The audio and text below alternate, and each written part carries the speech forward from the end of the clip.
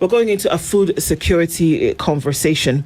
And our live streams are up, YouTube, Facebook, and on X. Our audience on KTN continue to say good morning and joining us in these conversations today. All right, so at this point, we're going to be the International Day of Awareness of Food Loss and Waste. It's today, and that's where we are right now. Professor Jane Ambuko is a horticulturalist and post-harvest specialist, University of Nairobi. She joins us this morning. Good morning, Professor. Good morning. How are you doing? Fine, thank you. Happy to be here today. Good to have you back in the studio. Always a pleasure. And let's look into some of these things. Dr. Frankline Otiende is a senior lecturer at the Jaramogi, Oginga, Odinga University of Science and Technology, as well as a researcher at AfriFOODlinks project. Good morning. Good morning. Karibu sana. Thank you for joining us this morning as we get into things. Even as we get into this conversation, the International Day of the Awareness of Food Loss. Okay. There's a day for everything, but unfortunately, there's too much loss of food, and probably this is an everyday conversation as opposed to just a one-day conversation. So we're going to get into it today. Yeah. Before we do, Dennis is taking us to Côte d'Ivoire, and we'd like to hear your interpretation of the proverb that he'll share. Côte d'Ivoire, some of the things that are well known for is rubber. They produce rubber. So if you drove here, that tire perhaps has part of Côte d'Ivoire in it. If you love chocolate, cocoa comes from this country. 40% of the world cocoa comes from Côte d'Ivoire. And it's a country that borders Liberia, Guinea, Mali, Burkina Faso, Ghana, and the Atlantic Ocean. But let's go to the proverb today. The chameleon looks in front and behind before walking. The chameleon looks in front and behind before walking. Ladies, go first. How would you interpret that? Okay, the chameleon looks in front and behind before walking. Yes. Means checking for danger on both sides before you move. Yeah. That's your interpretation. Would I say that the same way, say, before you cross the road, you look left and right?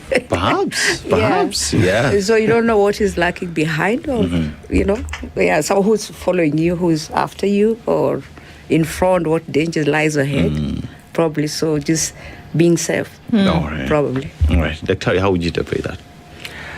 First, I love animals, so that's how they are. And it's just the unique nature of chameleon. But in terms of interpreting it, I would say the chameleon wants to be aware of its environment. So he has to scan before he moves, trying to assess threats or anything that might be worthy of his or its not. So just situational awareness. Where am I and what is happening around me? Who is there? All right. Yes. So just being careful in every step that you make. Yes. Yeah, all right. So that makes it just in terms of also related to us as you walk. Remember where you're coming from and where you're going. Just be aware. Indeed. Exactly. Right.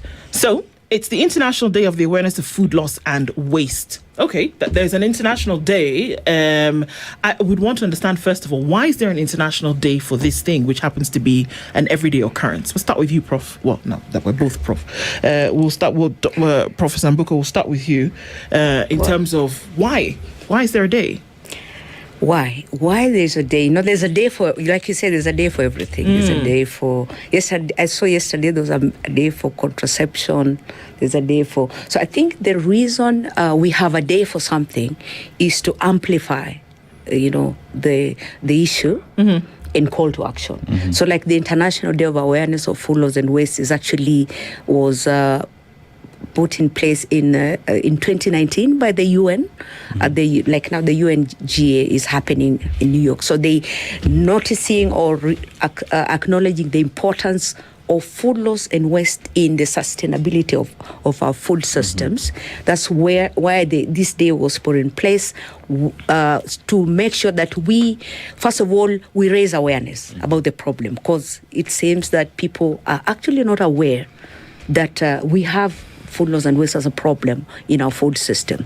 So it is, first of all, raising awareness so that people know it's a problem, and then call to action. Yeah, because again, it's a problem. Who needs to act?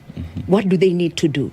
So when this day is observed, and it's observed globally, so as we'll be doing our local thing in Kisumu, but it is being observed locally.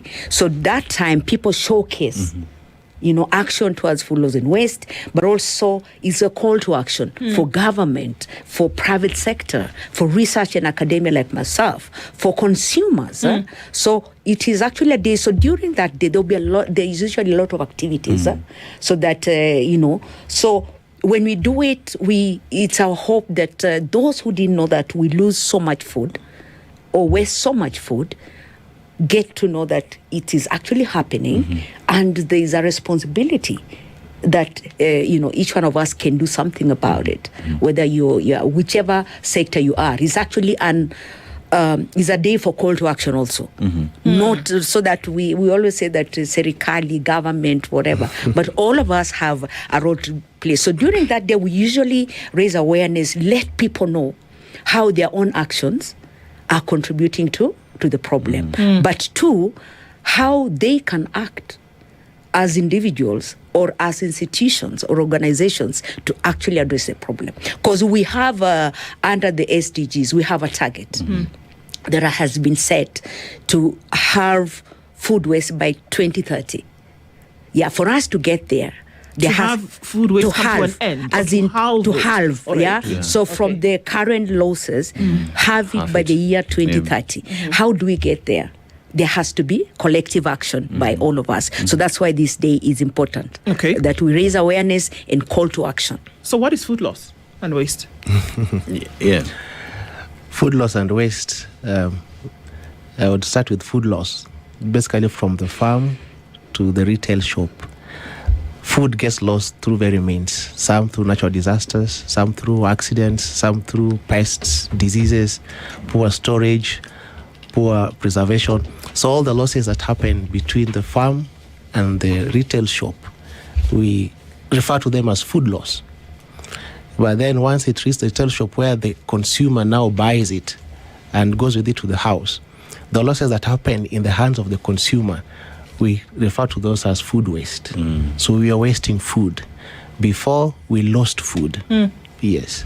But how are you losing food from farm to retail? What happens? Does some fall along the way? Do we lose some mangoes? Do some potatoes go rotten? What are we talking about when we're talking about food loss exactly? Simply means that food that now does not reach the point where the consumer can have the opportunity to buy it. So some of these get lost because there's late harvesting, or somebody has harvested them prematurely. So they will not be able to get to the market and be bought because some consumers are wise enough to notice that these are not ripe well. Some get destroyed because of pests, monkeys, rodents, destroy them in the field. Some are destroyed by natural disasters, perhaps flood, drought. Some get destroyed because of a poor storage facilities at home, in our farms. Some because of accidents. Maybe a transporting vehicle has had an accident. There's delay with the food on the road. Some start getting rotten. Some is because of packaging, transportation containers. Some of us don't use specialized containers to transport food. So you just keep them in the transportation van. Those that are below have the pressure of those that are up. They get spoiled. You go to the factory, inefficient processing methods. We lose some in the process. So these are just a few. Prof can add some. But also one of the things we have found out in our studies is a lack of market. Okay. Yeah. So because like Franklin said, food loss is what happens between farm and retail. I don't know, in Kenya we have had these very depressing stories of a farmer has invested in producing tomatoes or cabbage, and then there's no market. Yeah? And then you find at the farm level, I was listening to a story of farmers who they couldn't harvest the cabbage because there's no market. Yeah? They couldn't harvest the tomatoes because there's no market. Yeah? So you see, that will be farm level losses. You can imagine a farmer who has invested so much resources and time to produce tomato. And tomato is one of the most difficult crop to produce. So when you see that the tomatoes were not harvested, we have seen scenarios where actually the farmer gave the tomatoes to cows. The cows, yeah. And how do you produce tomato? and give it to cows, or cabbage and give it to cows. Lack of market. Sometimes the prices are low. Yeah, there's a story of farmers. The traders wanted to pay them 1 shilling per cabbage. How do you even sell a cabbage for? So they prefer to give it to the animals, because even the cost of it doesn't make sense. It's an insult to the farmer. So lack of market has been one of the challenges that we have found in studies that causes a lot of food loss. That is especially for the farmers. So let's look at food loss, especially from the point of the farm and the entire channel before it gets to the retailer. So you need proper infrastructure, you need proper storage facilities. Farmers need to have the knowledge in terms of when to harvest and when not to harvest, how to package these things, and that would come in terms of the standards that have been set to ensure that all these boxes are ticked.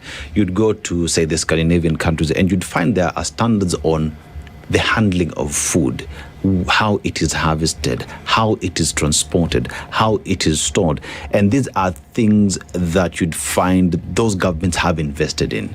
Back home, the reason why you find even the tomatoes get destroyed is because access roads are not there. It rained, it is muddy, vehicles are stuck.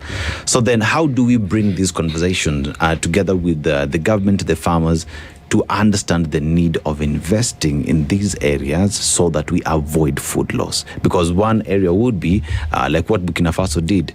Put up a tomato plant, let's crush it, let's have a puree and store them and sell them. Are these conversations that we're having to avoid food loss?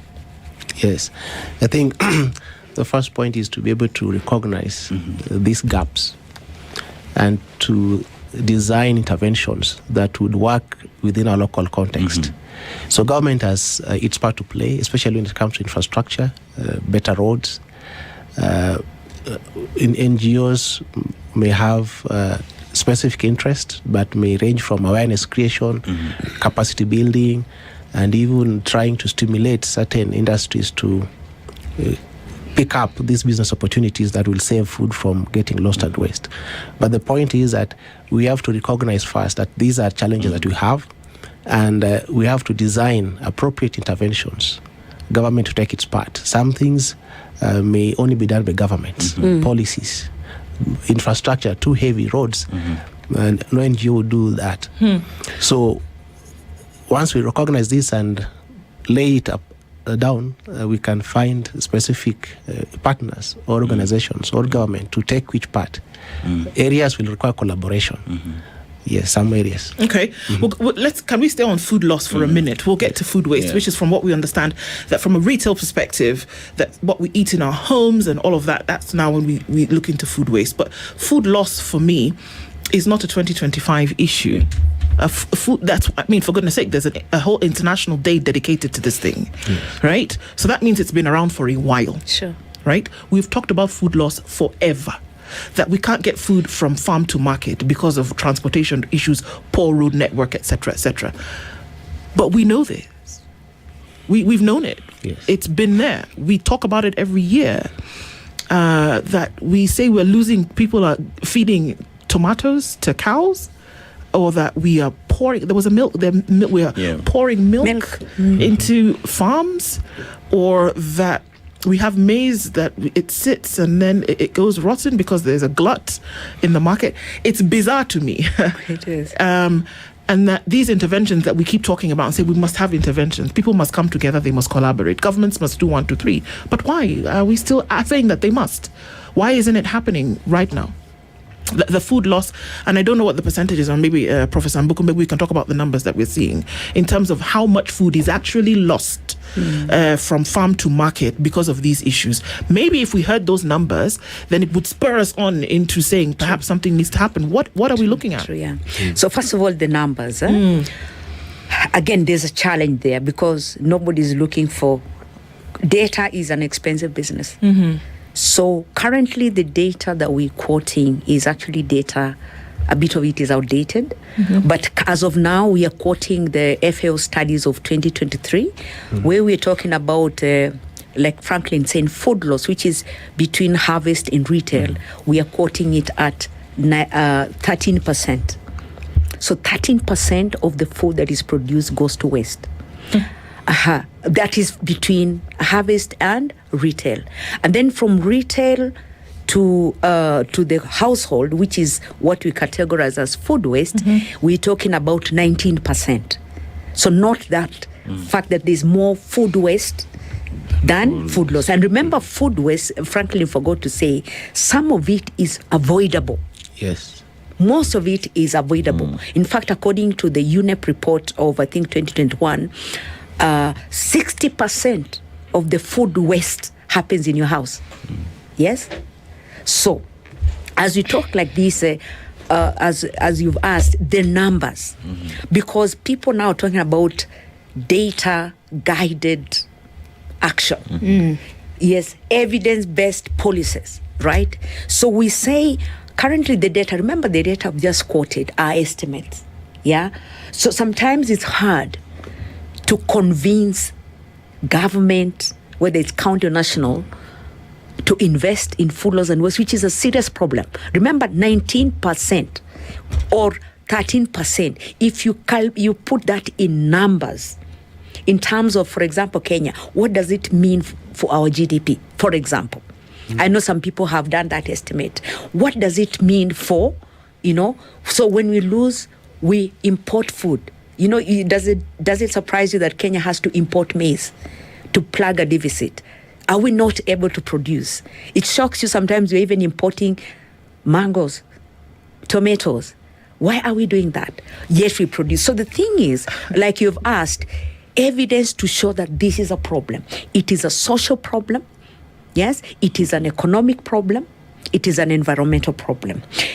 Data, again, from UNEP shows that food waste alone, contributes 10 to 12% of our greenhouse gases, which is a contributor to climate change and all that. But you see, these are estimates. So for us, one of the things that we are working towards is generating evidence that can then stimulate action, investment towards, because when you put it in numbers, yes, in numbers, if I told you, for example, that every Kenyan loses 99 kilos of food every year, you alone, can you put that in numbers, in terms of money?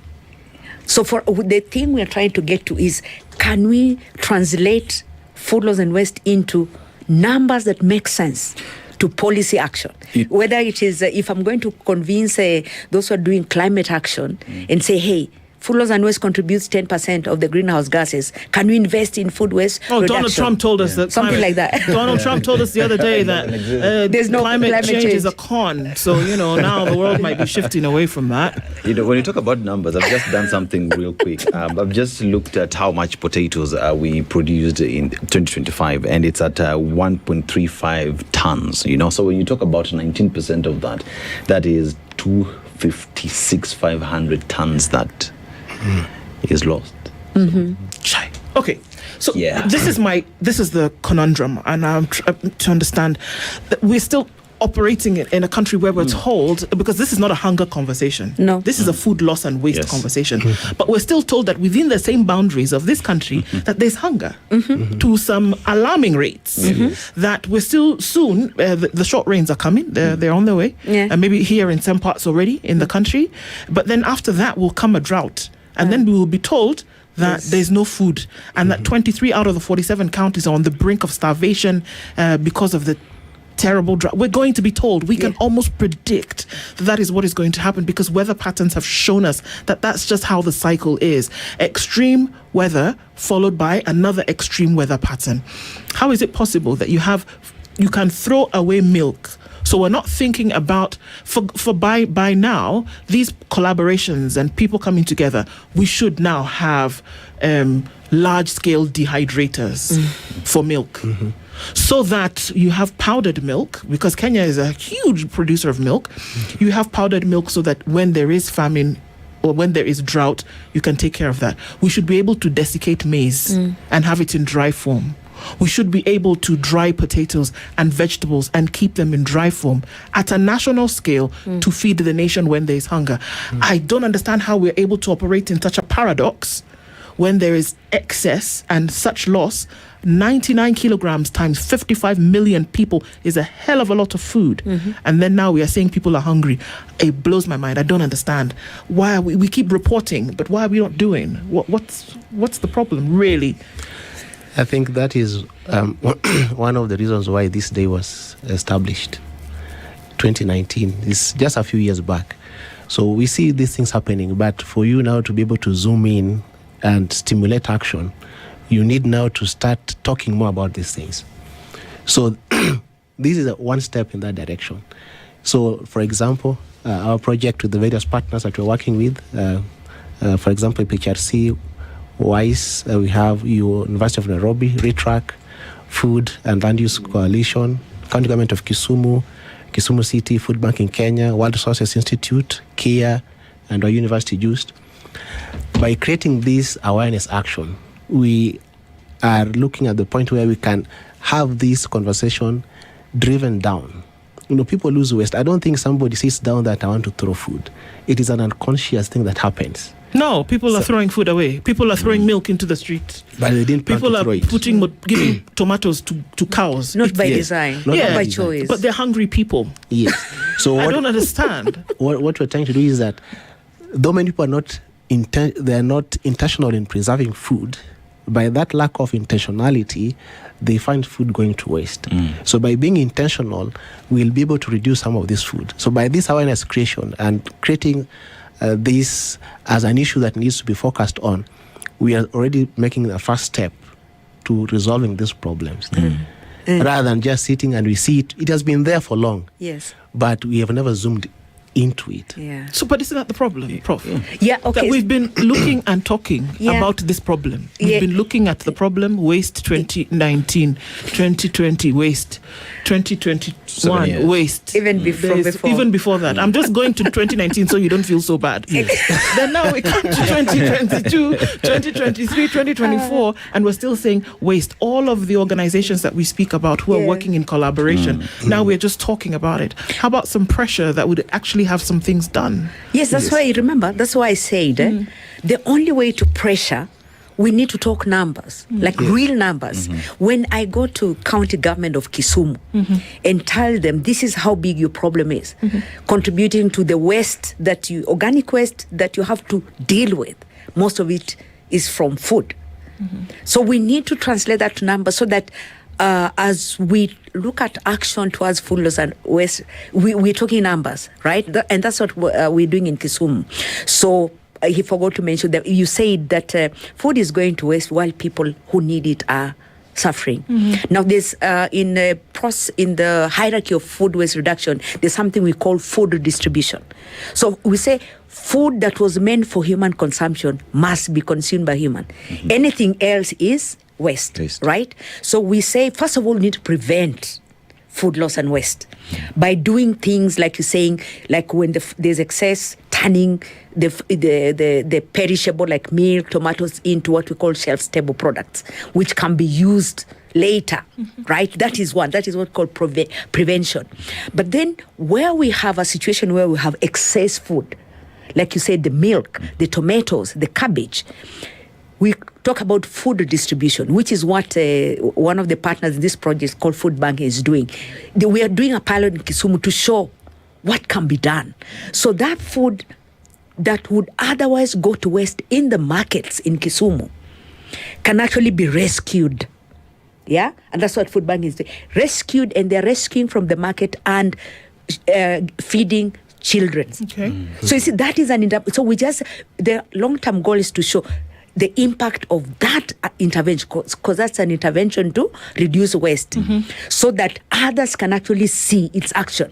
If you're talking about, like the cabbage I talked about in Meru, it was going to waste. If there was a system to rescue that cabbage and feed it to people that need it, so we need systems that work, where we can see where there's surplus that would otherwise go to waste, have mechanisms to rescue it, and then make it available to people. Because like you do the way you said, it is traumatic to see children, it is always on the news. Children, like they are boiling some herbs to eat. Stone. Yet in the Yet in the same country, cabbages have been left in the market, or tomatoes are being fed to cows. So it's just making the system, the agri-food sector work, so that we know where there's surplus, where there's a need, and if people are doing that, like food banking is doing that, you see, we need a system that will support that action. I'm thinking, sorry, and I just want to give this example because it's in my head at the moment, because sometimes when we think about that,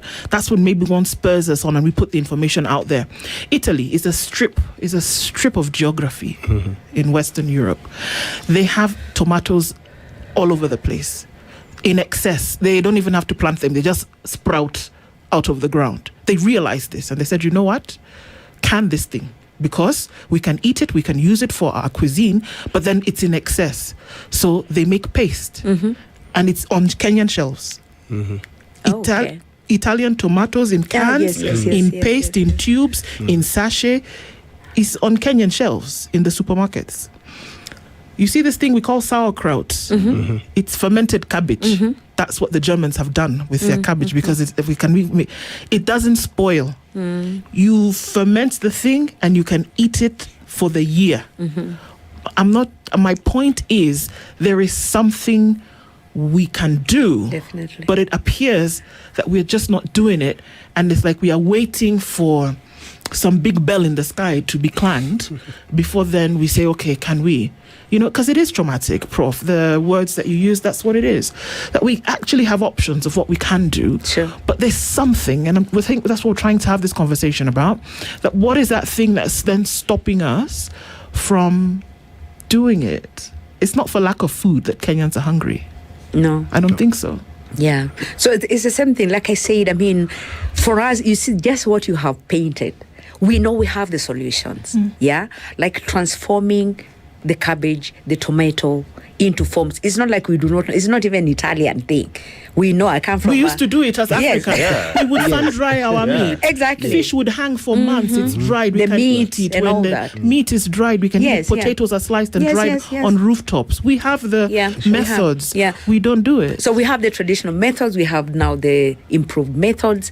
We do. So the thing, like you say, is just letting people, and this is part of why we have this conversation, that there's something that can be done. These are the solutions. But you see, these solutions have to be, targeted. Yes? You have to know, for example, if we are wasting tomatoes in, which is the largest tomato producing county in Kenya? There's Embu, there's also Kajiado, yeah? So what are the drivers of tomato wastage in Kajiado, for example, or Embu? And what are the solutions? Okay, so that is why we're talking. We've been doing one project with one of the partners here. It's called World Resources Institute. We started off with the mango value chain. We want to understand what are the drivers of wastage. What are the context-appropriate interventions? Like you said, for example, if I go to Kilifi, we might just need to dry the mangoes. Yes. And then find market for dried mangoes. Yeah, and Kenyans don't like dried mangoes. They haven't developed a taste for it. We actually dry mangoes for export. Yes. But we need to also ensure that we have dried vegetables too. When it rains, there will be excess leafy vegetables. One of the easiest ways to preserve those vegetables is to just solar dry them. But how many of us go to the supermarket to buy dried kales? Or dried manago. Have you? Because you imagine, I do. Because I'm from a culture whereby we dry things like bitter leaf or local vegetables, because you can use them when they're not in season. You see? Yeah. These are the traditional speak that we talk about. Exactly. But we have not developed in our minds that it's something that you can do for later. Exactly. And perhaps that's what we need to do. Develop it amongst people as an idea that can come to existence later. Yeah. So you see, drying of vegetables, fruits or whatever, these perishable products is a very easy, effective way to actually reduce wastage when there's excess. So we dry veggies, we export. We also need to dry and let Kenyans also know that, dry tomato is just as good as the fresh one. It's just that it's dehydrated. So we have those solutions. So there are many interventions, knowing the technologies to dry them properly to preserve the nutrients, but also raising awareness among consumers to actually be able to, they can utilize these dried products. They're as good as the fresh ones. They're just dehydrated. So there's a lot of interventions there's awareness creation about, these products, but also the solutions. So that's part of the work that we're trying to do, promote, those solar drying options, and also raising awareness to consumers about dried food being nutritious, just that it's dehydrated. Yeah. What I did indicate is now this need for capacity building also, and availance of these technologies like solar dryers. Most people perhaps are afraid to dry their tomatoes because they don't have that technology. They have the sun, but they want it to also be contaminated by dust, flies. There are solar dryers. They should be made available easily. So they need to be this capacity building on these various methods: canning, solar drying, drying of vegetables, and know how to do it. And then we make it easy for the common man, for the common mwananchi to do it at home. Yeah, even also cold storage, again, is one of the things you see at the market. If you walked in some of our markets, do you know the small scale traders? You see, at the end of the day, this produce that is left, you ask yourself, where does that produce go? Most of it is collected and thrown. In fact, they leave them. Some of them just leave it on the streets. Yeah, because it doesn't make sense to carry it back home. Yeah. So one of the things one of the projects that is being implemented in Kisumu is installation of a cold room at the market. You see, that is very targeted. So we are working with the APHRC under this project that is led by Frankline and Just to see if we installed a cold room at a market. We started off with a fish market. Yes. Yeah. Would that help to reduce wastage in fish at the market? We've also tried to do that in another market. There's a project that we started off with under USAID, but under Travel Desire. We had actually introduced a market at a cold room at a market, a vegetable fruits market. The idea is, at the end of a trading day, what is not sold, can it be kept and be, retrieved for sale tomorrow? Because for now, without cold room at the market, and given the small scale operation of our traders, there's a lot of wastage at the market. So that stuff is being thrown away? Yeah, most of it, you imagine a trader who has just brought a gunia of kales, and they sold half of it. Are they going to carry it home? Tomorrow it will be wilted and yellow. They can't sell. So the most rational thing for a trader to do is to leave it there, to be collected as waste. And you see, when you talk about the cold storage that you talk about, there's the new PIA that was launched recently by President William Ruto in Homa Bay County. And I remember a few years ago, I visited that same fish market, and fish was being thrown away because it's not been sold. So the fishermen will still come in the morning with fresh fish and we will sell that. Whatever remains, we throw it away, or you take it home and give it out. But as we speak right now, over 2,000 people show up because there are cold storage. There is proper pipeline on how that fish is being sold. But as we talk about access to markets as well, in assuring farmers that once you harvest, there is where this product will end.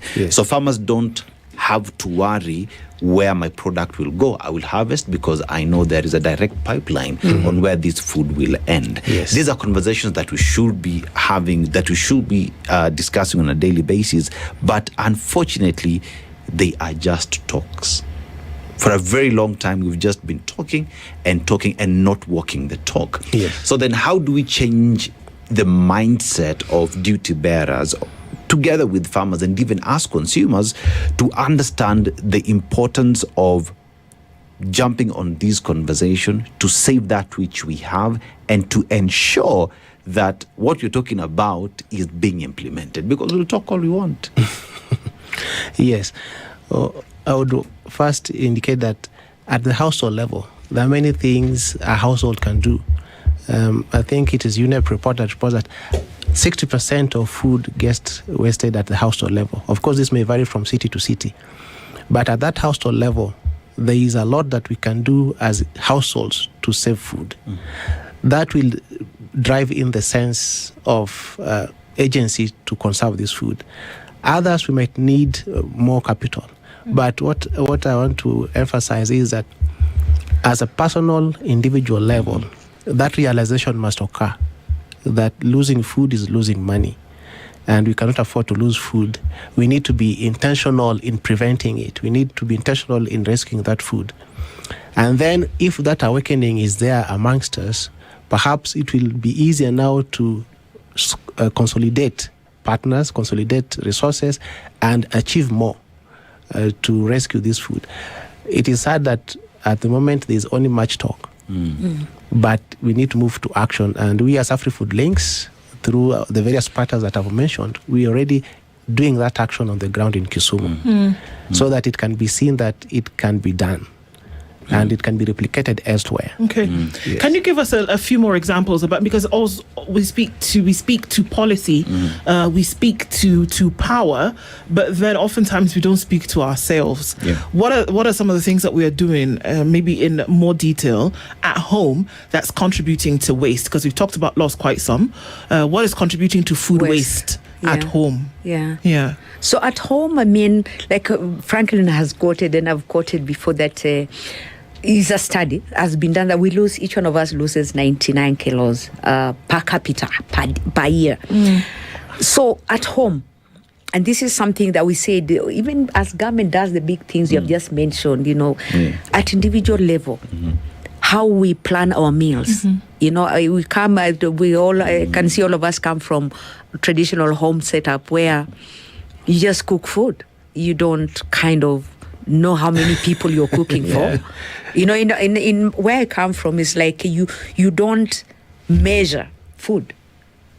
If it's ugali, you just look at the people and and you put water on the pan and it is, as long as there's flour, it's not easy. You just look at it, is the size of the sufuria that should limit the amount of the ugali you cook. It's not ask how hungry they are. You don't ask how hungry they are or something like that, So measuring is not our thing. But we must start planning our meals, isn't it? We must start planning our meals. Know how many people you're cooking for, so that there isn't waste. I mean, you cook ugali, only half of it is eaten, and some people justify, the half will be eaten by chicken and all that. Okay, fine. It is a better use than the landfill. But did you cook ugali for chicken? No. So we must start planning our meals to ensure that there's little waste at the end of a serving. That is first and foremost, because people don't plan. People don't plan their shopping. Yeah, you go shop. Sometimes, this is ladies guilty, me guilty as charged. You get into the supermarket and you buy things, then you keep them, and then you start later on and start looking, this is about to expire, or it's expired.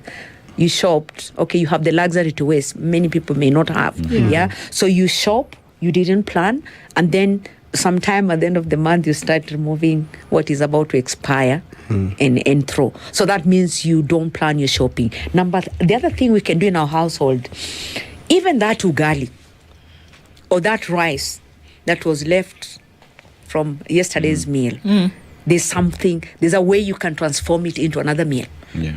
So there are recipes that have been developed. I don't know, Dennis, if you've ever eaten ugali nachos. Ugali nachos, actually nice. You have, yeah. So you see, people need to know that you can actually do something with before you give it to the chicken. In fact, there's something you can do with the ugali, come out with something tasty. Chips. Yeah, ugali balls. Last year we were told how you can make ugali balls with cheese inside, and then you fry it, and then it becomes a very tasty snack. Fried rice, you get your leftover rice, toss it with some vegetables. So those are some ways of reducing wastage at the household. And you see, those are not complicated things. It's not rocket science. And you didn't go buy anything else. Exactly. Right. So that's part of the awareness.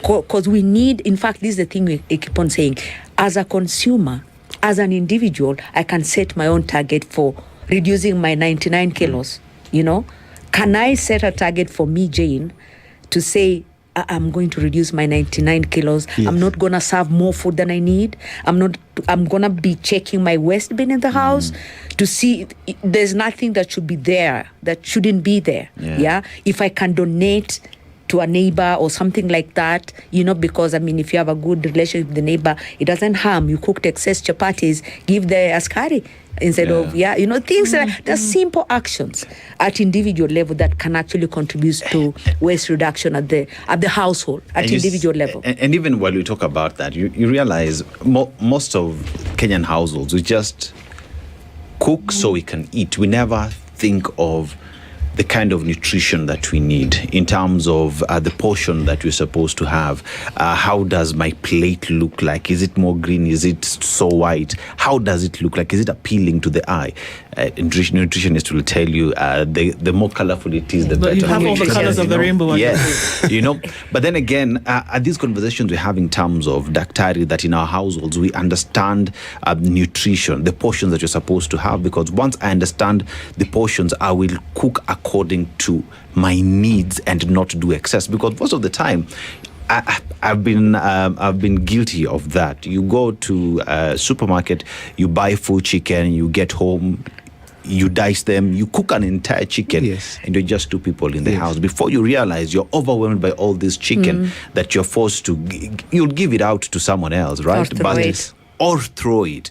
But if one understood the portions that you need, if you buy full chicken, perhaps when you're dicing it, you dice it to the portions so that when you cook it, you cook only what you need. Or you cook the entire thing and store it for a future date. Are these conversations that you're having? We need to have them more often. I often see people, they serve and the motive or the thought in their mind is, if this food is sweet, I should serve more. Your stomach is virtually the same. There is a limit to expansion of your stomach. So people serve more food because it's sweet, and then they end up not being able to complete. So they estimate what their stomach can accommodate by the fact that the food is sweet. But by this time, I remember when I was young, my mom had taught us how to cook and even how to portion what we need to eat. And we grew up with that. So I think at this point, at the home level, we should know how much we eat and ration or portion our food according to our needs. And if in case we cook excess, we can resort to keeping the rest, preserving them for later use, rather than throwing. Some people just throw because they can afford. I think it's not a good practice from a stewardship point of view, even from a moral sense of view. In urban areas, the environmental burden of food waste is greater than in the rural areas. We have many families that dispose of food in this manner. In urban areas, not most of us keep livestock.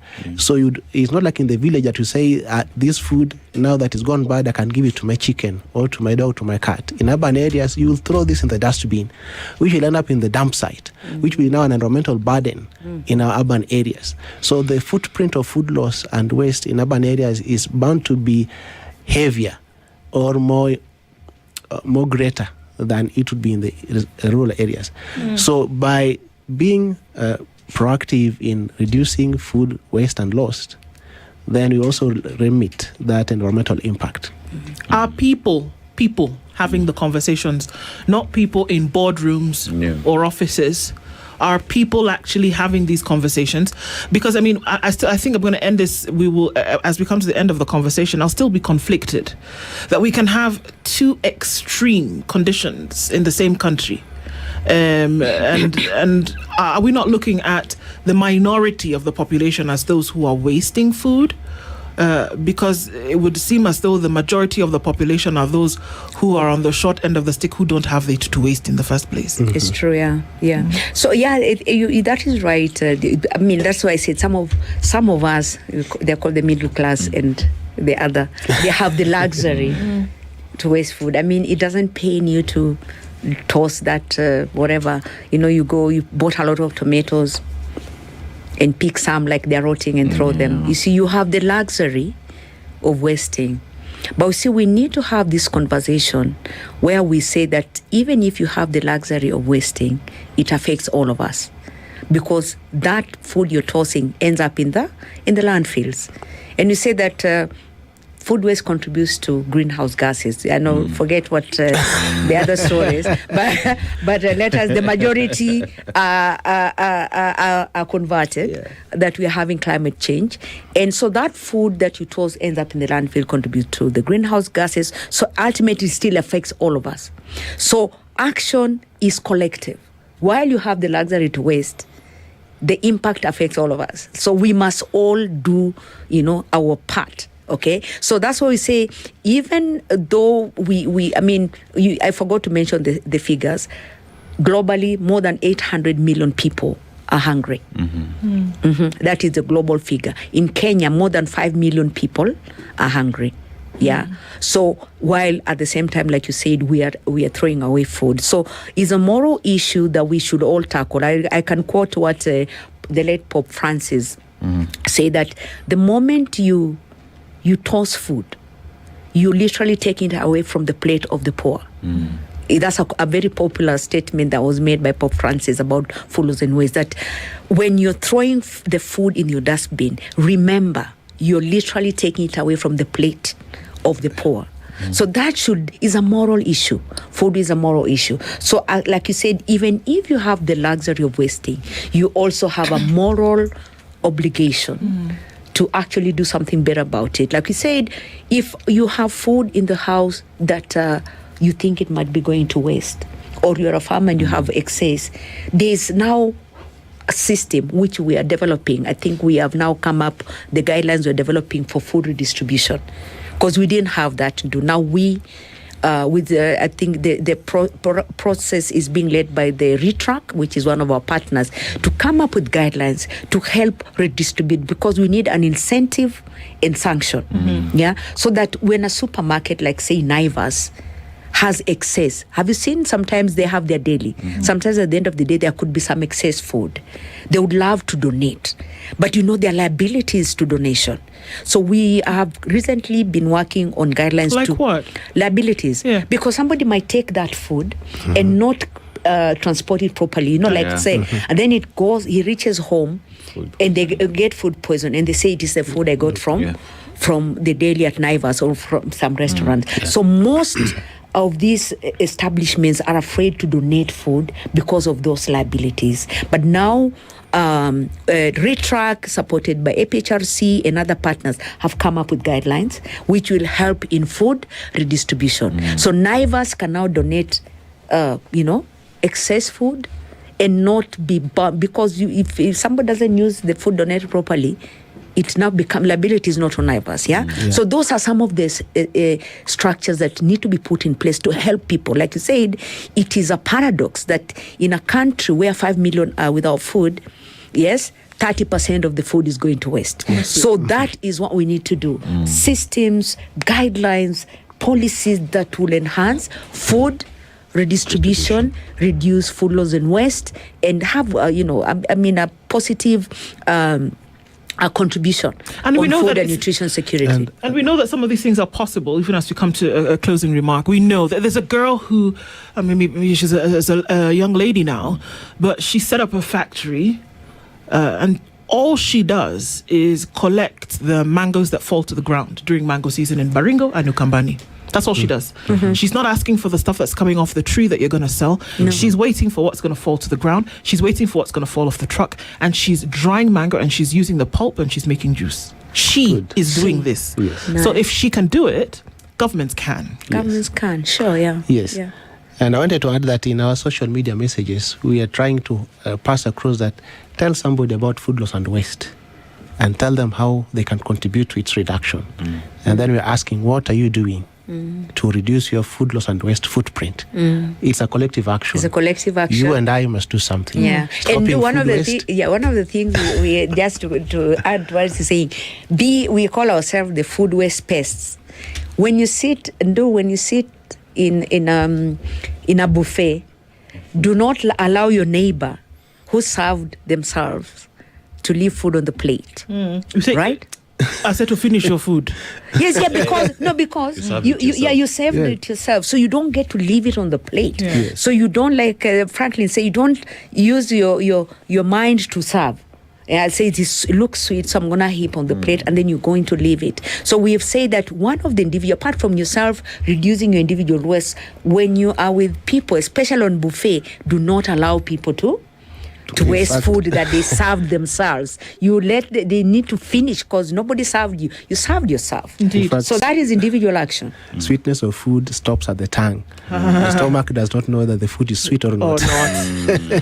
We've had a conversation around food and food loss and waste coming up to the International Day of Awareness of Food Loss and Waste, which is on the 29th of September.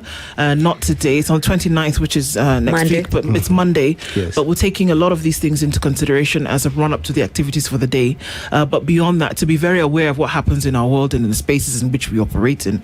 And we're hoping that the next time we have a conversation like this, this is what has been done and established, and not just what we're looking at. Professor Jane Ambuko is a horticulturalist and a post-harvest specialist, University of Nairobi, joined by Dr. Frankline Otiende and Prof, who's a senior lecturer, Jaramogi, Oginga, Odinga University of Science and Technology, and research AfriFOODlinks project as well. Thank you both for joining us today. Thank you for having us. Thank you. Thank you so much for being here. Good morning. This is the Situation Room, the only way to start your day.